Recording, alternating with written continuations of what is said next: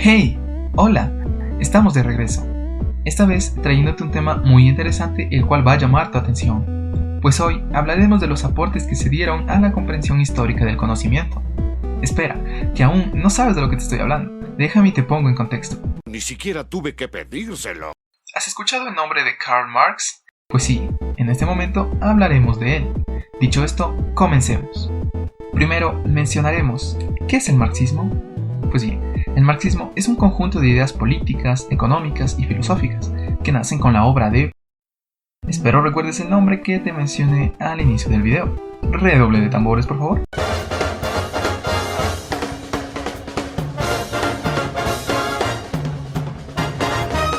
Correcto. Pues sí, efectivamente estamos hablando de la obra de Karl Marx. Ahora, Marx realizó aportes a la comprensión histórica del conocimiento científico, asumiendo una postura de análisis sobre el conocimiento e incluso distinguió el conocimiento como proceso de acercamiento gradual a la verdad. Pero, ¿el marxismo cómo o por qué apareció? Bien, apareció históricamente en relación como una forma de actividad humana, que hizo evidente la lucha del hombre contra la naturaleza. El marxismo ha hecho grandes descubrimientos tales como la realidad natural, histórica y lógica de las contradicciones, aportando una toma de conciencia del mundo actual donde las contradicciones son evidentes. De manera que el marxismo surgió con la sociedad moderna, con la gran industria y el proletariado industrial. Aparece también como la concepción del mundo que expresa ese mundo moderno, sus contradicciones y sus problemas, para los que aporta soluciones racionales. Interesante, ¿verdad?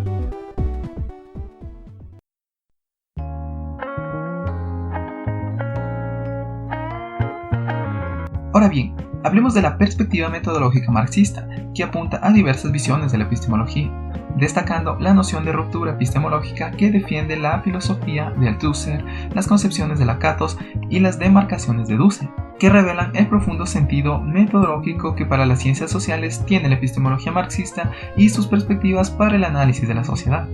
Desde estos presupuestos, conviene precisar que la estructura de la epistemología supone considerar tres elementos básicos. Los fundamentos cognoscitivos que, desde niveles de profundización en el objeto de estudio, posibilitan su comprensión y reestructuración.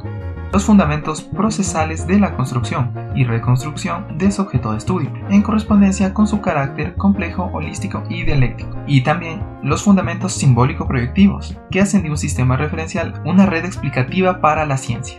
Ahora bien, una vez explicado el marxismo y en qué consiste, pasamos a otro tema igual de interesante llamado la crítica marxista a la burguesía. La ideología burguesa es el concepto que originalmente utilizó Marx para describir la ideología propia de la burguesía. Normalmente, la ideología burguesa es beneficiosa para la burguesía y por esto que la burguesía la defiende, pero sin estar del todo consciente de las contradicciones que contiene. Para Marx, la ideología burguesa era una característica indeseable de la sociedad, producto de la sociedad capitalista, de sus condiciones materiales de producción, de sus relaciones sociales, sus relaciones económicas, sus relaciones de conciencia, etc. Según Marx, la ideología burguesa era un mal de la sociedad capitalista, que ocultaba las condiciones reales de producción, pero aunque estuviese consciente de estas condiciones, esto no lo hacía desaparecer, sino que requería un cambio de las condiciones materiales de producción. Una de las contradicciones que tiene la ideología burguesa es que a pesar de que experimente supuestas transformaciones, siga permaneciendo en esta explotación de unos por otros. Tal situación Marx la consideraba injusta y alienante, puesto que, siendo los hombres de igual dignidad, terminan estando unos por encima de otros, unos privilegiados, disfrutando de beneficios por los cuales no están trabajando, mientras que otros son despojados de todo fruto de su trabajo. Tal estado de cosas debe ser verdaderamente transformado. Debido a esto, Marx utiliza como método un análisis que termina en la praxis, y la praxis es una categoría filosófica muy curiosa, porque es acción y al mismo tiempo una categoría de análisis. Por ejemplo, si yo reflexiono acerca de mi vida y mi historia, va a llegar el momento en el que me ponga a actuar, liberando la historia de sus alienaciones. Mediante la praxis, la historia está en manos del hombre. Él va a construir su devenir, y por lo tanto lo llamará antropogénesis, es decir, el hombre se crea a sí mismo. Esta praxis se orienta a la crítica de las ideologías y consiste en denunciar toda pretensión que impide ver que yo soy autor de mi propio destino como ser humano. Este tipo de crítica se orienta principalmente a las relaciones económicas del capitalismo y constata que en favor del estado de las cosas se está trabajando en la estructura de clases, educación, la religión, etc. Y con esto llegamos a la revolución política en donde Marx lo pensaba como el momento necesario en el camino hacia la emancipación humana. Como se lo mencionó anteriormente, la disyuntiva que así se abre puede conducirnos a leer en la crítica del derecho una crisis epistemológica que intentaría resituar científicamente lo político a partir de una nueva base, como las relaciones económicas, o bien una crisis política y filosófica que culminaría en la búsqueda de un nuevo sujeto distinto del Estado. Y ya para finalizar, ¿qué relación tiene todo lo anterior mencionado con la epistemología?